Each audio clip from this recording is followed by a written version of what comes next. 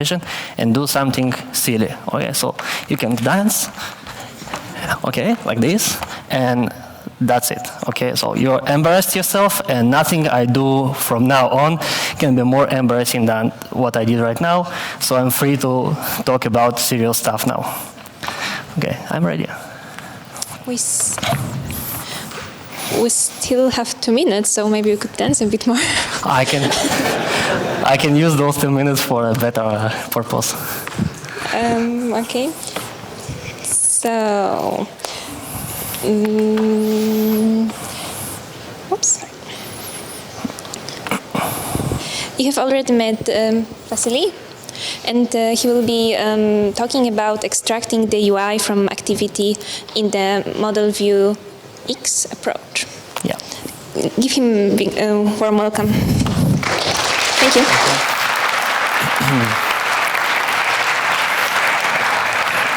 All right. Thank you for the introduction, and I'm very honored to be here. That's the biggest audience I had to date. So, excuse me if I'm a bit nervous, and also I hope my slides will come up. Is there any issue with the slides?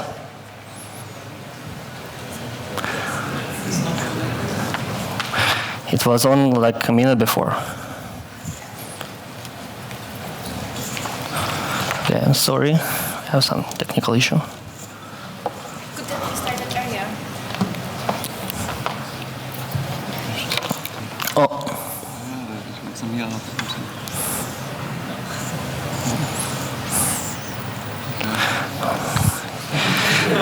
Nobody breathes.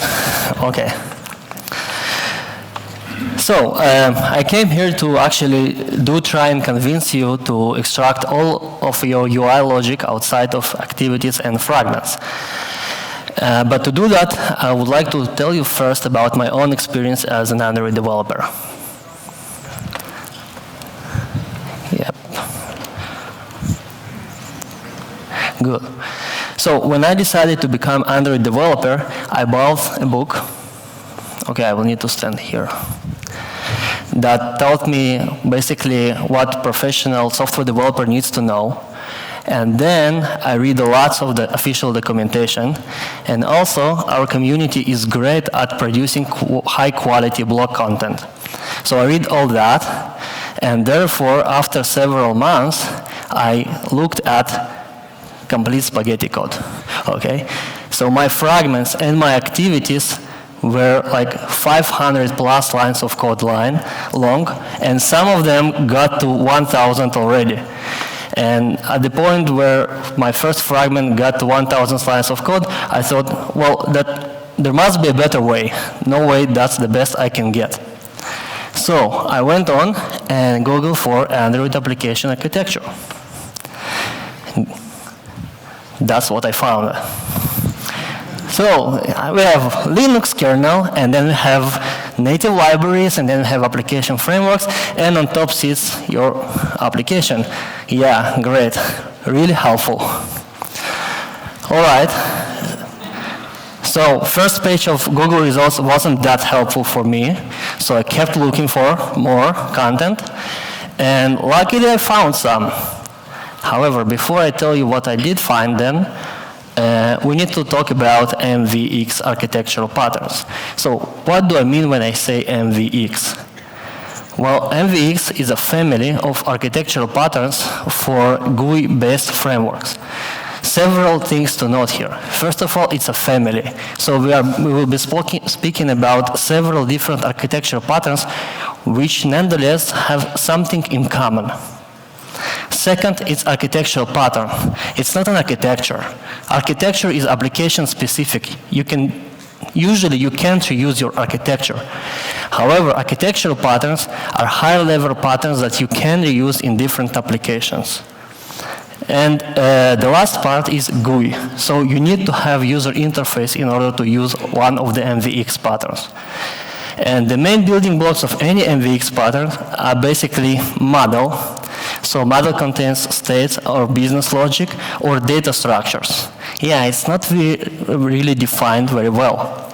And we have view, which contains user interface, and we have X, which contains flow control logic or business logic or state or data structures. It is very important that you note at this point that view is the only part that all implementations of different MVX patterns agree upon. We all agree that your UI logic should reside inside view component. However, if you take different MVX representatives, they will not agree about what model is and what X is. And X will also have different names. Keep that in mind for now. Okay. So when I wanted to find a better way to organize my application, I went and searched Google for a very long time, and fortunately I found this blog, which called Mind the Robot, and it was called by a guy named Ivan. Now he works for Oracle, if I'm not mistaken. And Ivan basically proposed this approach. He said, all right, let's separate our applications into 3 components: model, view, and controller. And that's not something new, right? This MVC pattern has been around for years. And let's make a view component activity. Okay, so activity is the view. And if you actually go and read that blog post, you will notice that what Ivan basically showed there is what we all use and call MVP today. So what Ivan called MVC, we call MVP today. Slight change in implementation details, but it's the same exact pattern. But what is surprising about this blog post that I found is that it's, I don't know if you can see, but it's from 2010. So some developers think that all this MVX stuff began in Android like 3 or 4 years ago, but actually it began much earlier than that, and I'm not even sure that Ivan was the first one to start discussing these MVX architectures on Android. So it's very old concept, and the community members were working on MVX long before, let's say, official guidelines caught up with this effort. All right. Who does MVP today? Raise your hand. Okay, great.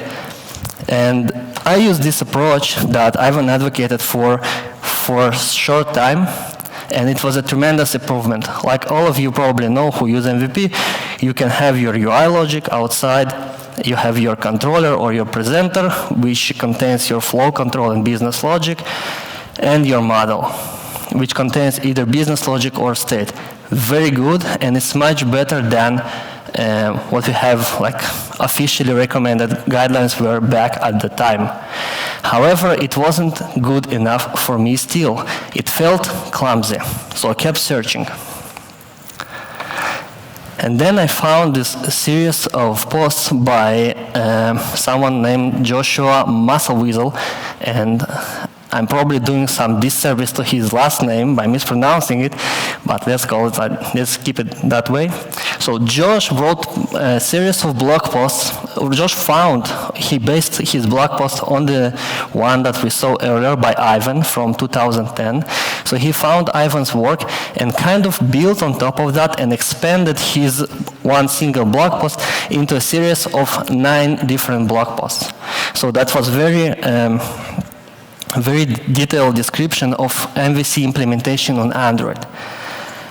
And after several months of working with this approach, he basically wrote 10th post, and this post was Activity Revisited.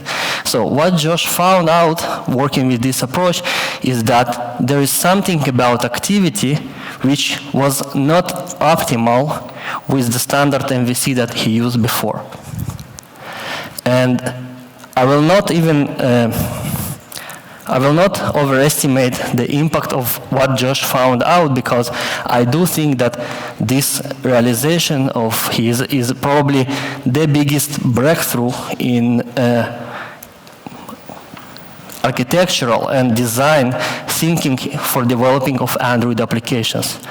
So what Josh said is that we have our model, view, in controller, and the view is the activity for now.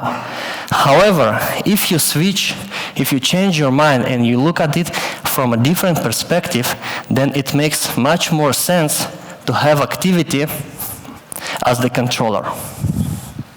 So that's what Josh found out. That's what his 10th blog post was about. He said, okay, I use this MVC for a while and I don't find it good enough. But if I switch roles, or if I switch the role of the activity and make the activity controller, then I can work and it all checks out much better.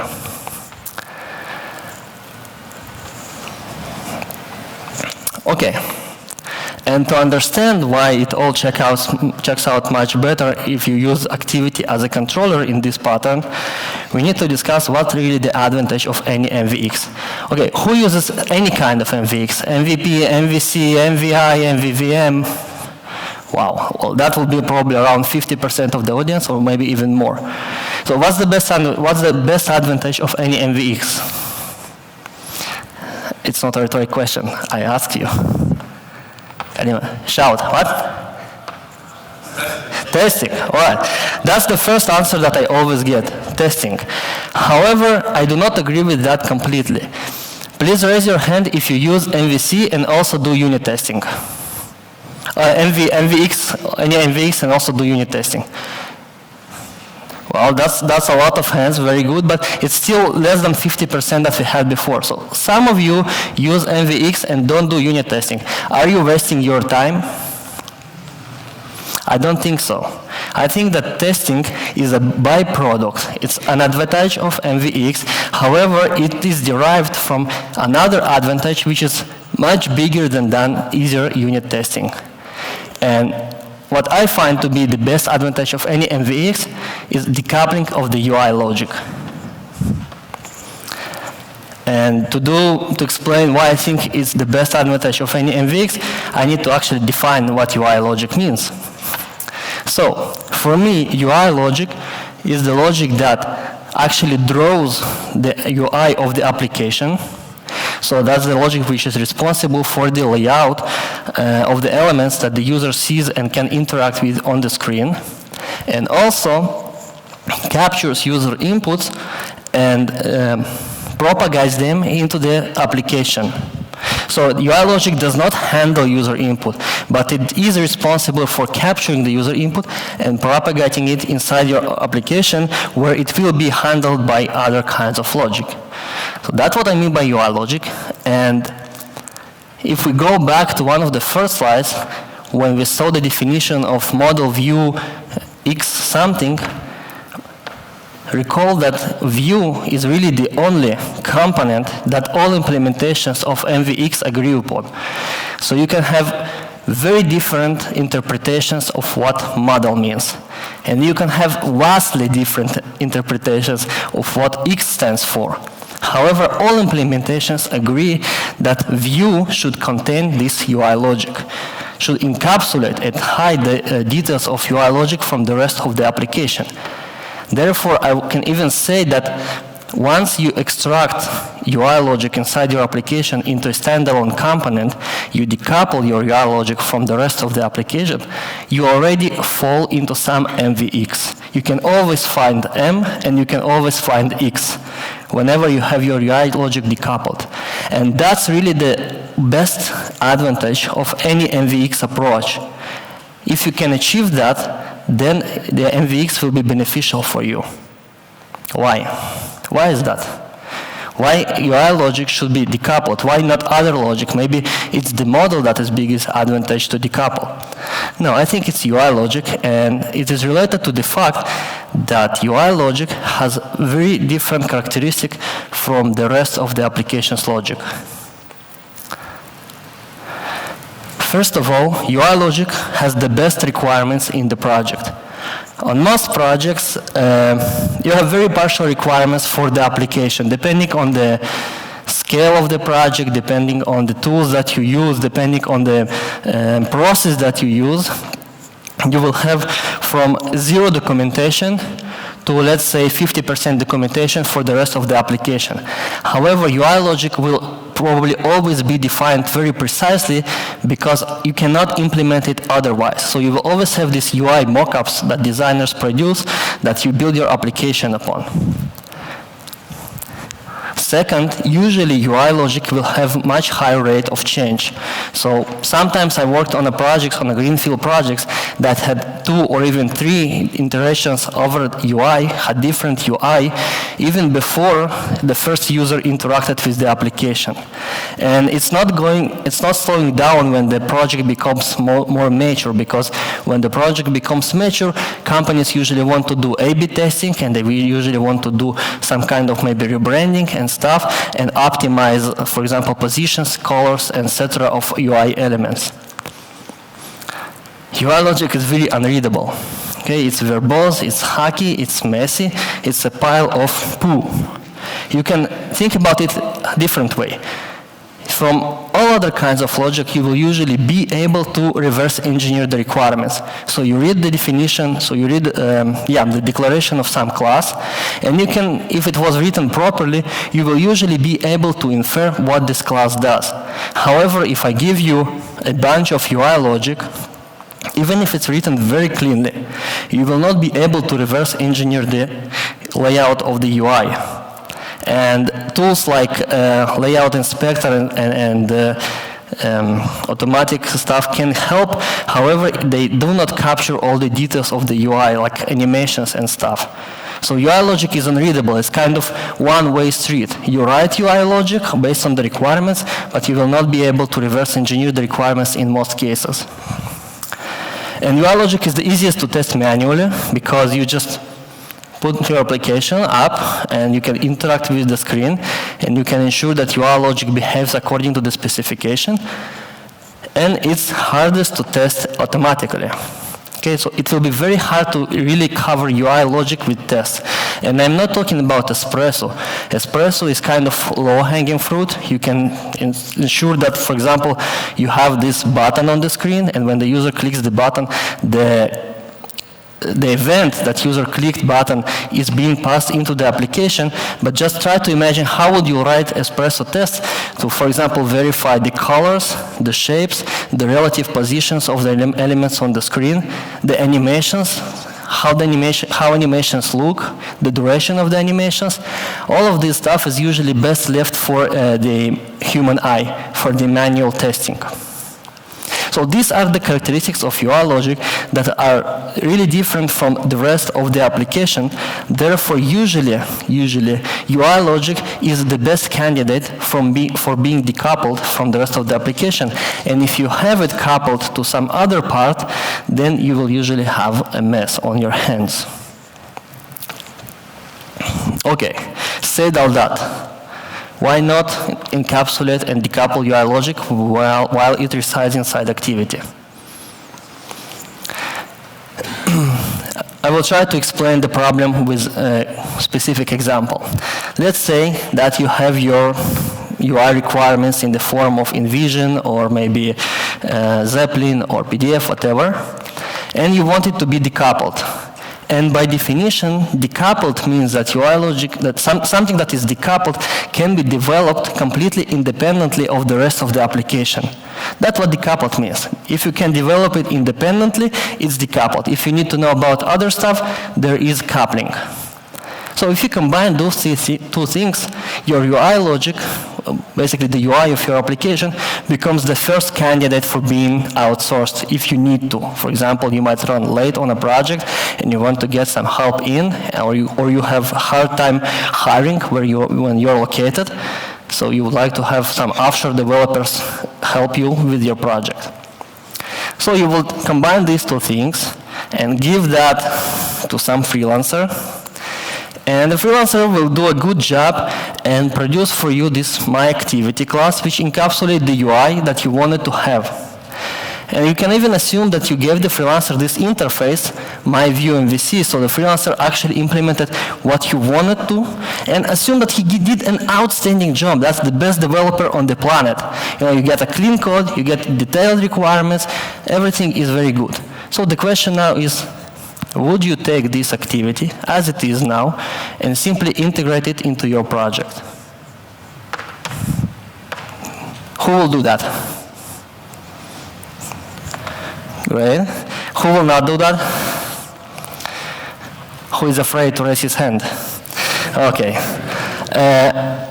So yes, most of us feel a bit uncomfortable about that, right? So we take activity from someone, just drop it inside your project, and it has all the UI. However, there's something more to it. And the whole picture is much more complicated than that, because activity, except for having UI logic in it, will also integrate with the lifecycle, and freelancer has no means to know about all these things that you want to do in your own start. For example, you might want to have your analytics set up or something else. Okay, activity will be integrated with other activities. So screens are interdependent, and if you want to implement some kind of navigation, then it will be usually handled inside activity. Runtime permissions, for some mysterious reason, they are coupled to activity as well. Loaders, integration with the loaders. Fragments, yep, coupled to activity, nice. Dependency injection, activities do not have their constructor available. Therefore, you will usually use some kind of dependency injection library inside activities. Freelancer doesn't have any mean to know about your dependency injection setup, and much more stuff. So usually we have much more stuff in our activities than just UI logic. And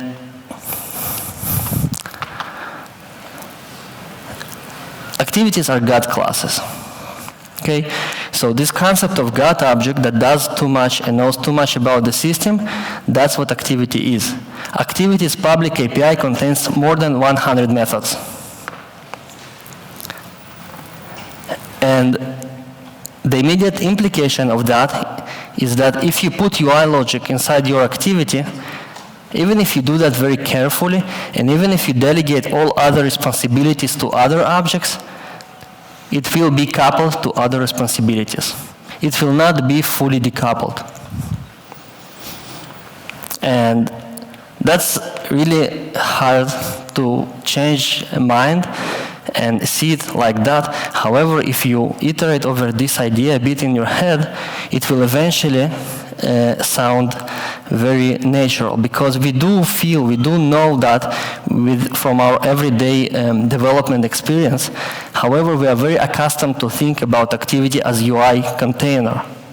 However, once you start thinking about the other responsibilities that activity has, you will very quickly arrive to this conclusion that activity knows too much and does too much. All right, so not very positive thing to say, right? We are writing our applications and we put our logic into God classes, and we can't even work around that because we need to use activities. So the question now, can we do better than that? And the answer is yes, luckily.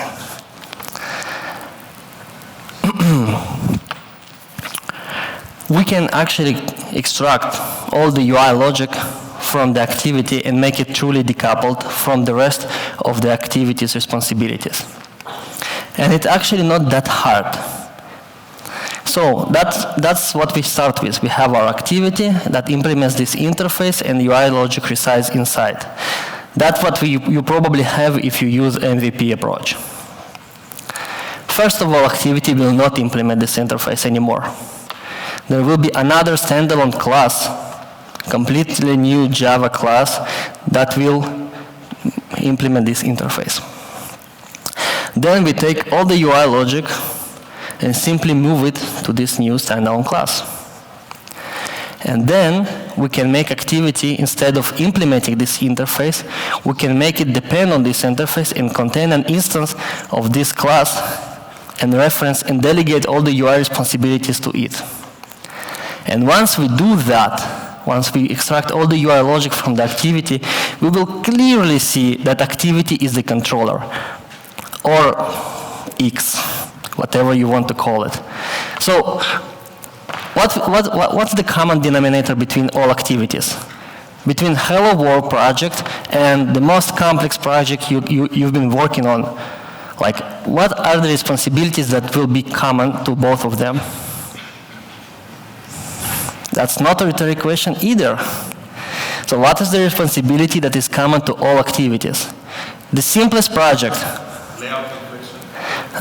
Okay, I don't agree with that layout inflation, but it's close. It's close.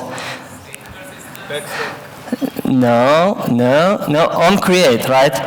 Even the most simplest hello world will have on create in order to bind, not inflate, but to bind some layout to the activity.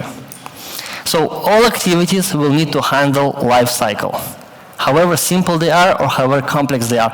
And if you think about that, life cycle is not related to user interface. Life cycle is a feature of the framework that controls is basically flow control of the system to manage different components. And if you take your UI logic outside of your activity, you will clearly see that activity's responsibility, the main activity's responsibility, is really to handle the life cycle. And this concept is not new, okay? So Joshua Block in his Effective Java, rule number 16, if I'm not mistaken, so that's what he said, favor composition over inheritance. If you put your UI logic inside activity and implement this view MVC interface, you basically do inheritance. If you extract it out and then depend on this interface, you do composition. So this concept of extraction and into standalone classes is really nothing new. And some of you who do unit testing probably already think that something here is problematic, right? Because we want our presenters or controllers or X, we want them to be independent of the activity in order to unit test them.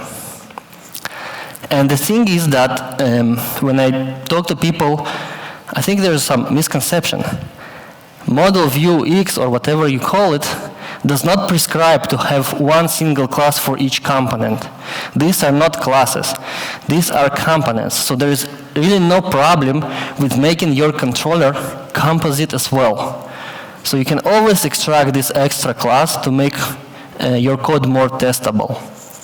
And unfortunately, you will need to do so. Okay, so that's the general approach that I've been using probably around since I got into Android development on many projects, and it works very well. And I would like just to show you how it works on the API level.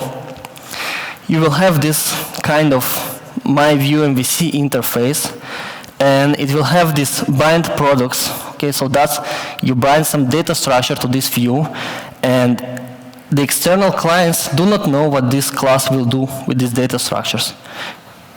The details of how the view will render these data structures are completely obscured. And on the other hand, it has this listener interface and register and unregistered listener, so it's observable. And the activity will implement this interface and register itself with this view MVX, if you want, to get notified about this event on by clicked. So this view clearly has some kind of a button, and when the user clicks on this button, he wants to buy what he wants to buy. Well, probably this same product. And even though this method is called clicked, there's nothing that enforces that we are talking about click or a button. It can very well be some kind of sliding action inside the view. It's all implementation details. What controller wants to know about is what are the inputs of this view and what are the output events. And if you know that this view extends this simple view MVC interface, and this simple view MVC interface is really the one that you will be using inside set content view method inside your activities. So it's not mandatory that activity actually inflates the view. What's mandatory is that activity somehow gets the root of the view hierarchy. And that's this method, get root view. Who attended the talk of Hannes and Kostya, I think, on MVI? Yesterday, I think it was. Okay, so MVI is a very interesting concept, but when I watched the talk, the thing that was most interesting to me is this simple helper class that they extracted, which they called, if I'm not mistaken, view bindings.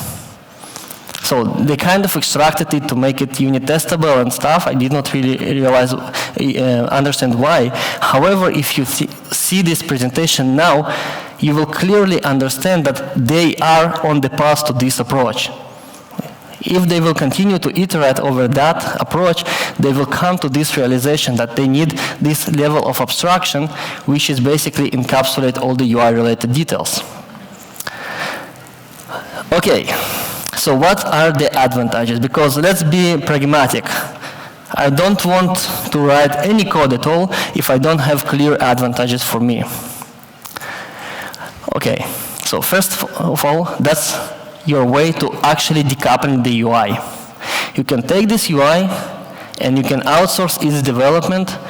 And outsourcing is just one simple example, right? Because if it can be outsourced easily, it means that, for example, new team member can be ramped up on the same code more rapidly. So you onboard new developer and you can tell him, well, you know what? We have this very complex application, very huge business logic, and we have zero documentation because we do agile and we don't need documentation at all. But you know what? We have these view classes and we have product manager and designers produce those requirements in form of a mockups. So please go and implement some requirements. And this way you can onboard new developers on very complex projects in almost no time. You will not be able to use the logic that you put inside activities. Activities are not composable. You cannot have one activity inside another activity. However, you can easily have one view inside another view. And you can, in the view that you use in one activity, you can use in another activity, or in fragment, or, as we will see later, just now, inside your list view. Okay, who coded Android before view holder? Who remembers when view holder was introduced? Well, pretty much. Okay, cool. So just a short history. We used to use list views just as is, and on each binding of a new view hierarchy to an element, we were actually searching for all the child views inside this element, but then we discovered that it is not efficient enough. So we had to introduce this view holder hack. Okay, let's call it what it is. It's a hack. In order to avoid searching for entire view hierarchy each time we need to rebind the data to some element. However, you will not need to do that if initially you would write all your UI inside view MVCs or view MVXs, because that they already contain all the view hierarchy and you can reuse them. Okay, so reusability is that. And surely no one uses list view anymore. We all use recyclers view.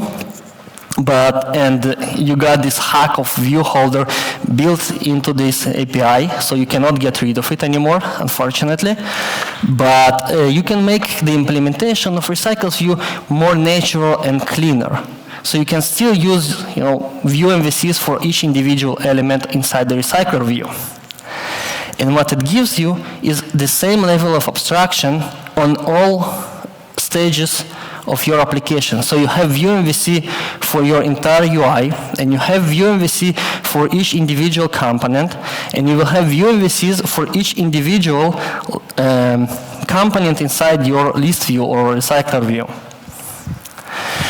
And of course, I need to tell you what the costs of this approach are. So it's different mental model. As I told you, it's different to switch gears and look at activity as a controller and not as a UI component. And it requires initial ramp up. And it will end up being more code. And for some reason, in Android development community, we are concerned, and even I would say, very concerned about removing boilerplate and reducing the amount of code that we need to write. And I'm surprised by that, because industry as a large kind of rejected lines of code as any kind of valid metric for performance, for effort, for cost, for anything basically, except for magnitude estimation of the project. And even on the big scale, it doesn't matter if you have 100,000 lines of code or 90,000 lines of code. On these scales, 10,000 lines of code do not matter. What matters is that you have good abstractions and you have maintainable application that you can deal with specific decoupled parts of your application when you need to, that you don't need to deal with all the complexity of your projects. And it requires discipline. I thought several times about extracting all of this into some kind of a framework, but I don't believe that another framework on top of Android is the way to go. We just need to learn and to have a discipline. Okay, and the elephant in the room, I throw another MVX on you. Okay, so now you have 10 different implementations and another one, and this month we will use Vasily's MVC, MVX, whatever he calls it, right? And yes, honestly, in some way I do, and we do have very many MVX implementations already, and that's another one for you to consider. However, what I will tell you is that it dates back to 2010, when Ivan wrote his initial blog post, and it was augmented by Josh with his breakthrough in 2012, and then I added this Vue MVC abstraction in 2014.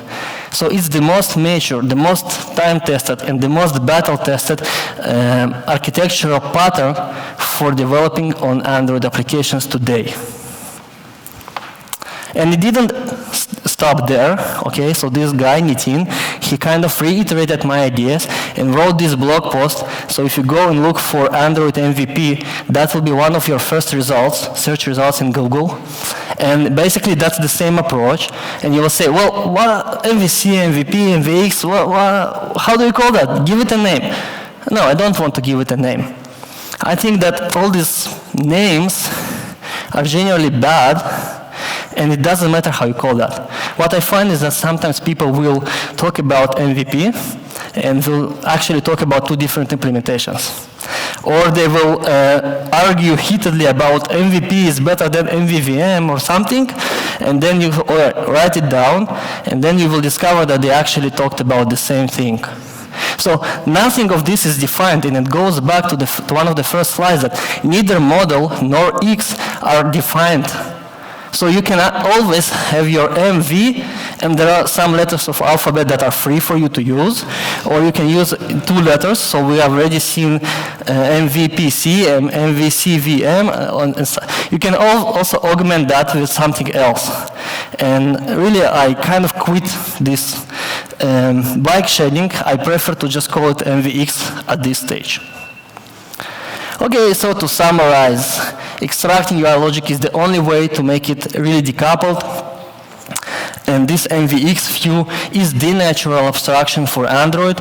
And if you think about this, the fact that it would allow to prevent this view holder design pattern from being introduced in the first place is kind of a good indication that it's natural, that it's the way to go. Okay, and activity can take on its natural role, and it's mature and documented. Okay, so you have posts from 2010, probably about 15 posts and several reference implementations from me and from other bloggers that you can look at. Okay, what about fragments? We talked about activity. So we need another 40 minutes for fragments. Or you can just go to this presentation, replace activity with fragment, reread it, and it will make total sense. Okay, so when fragments were introduced, Google actually made a good job of making the fragments as similar as possible to activities. So fragments also got classes, also have hundreds of public methods, and everything applies to them. So now, shameless plug. I started to produce Android development courses on Udemy. So if you are interested in professional Android unit testing or dependency injection, you can use this code. And questions? Do I have time? Yes, we do. Yes, I do. Thank you for I do have time. But first. Come on.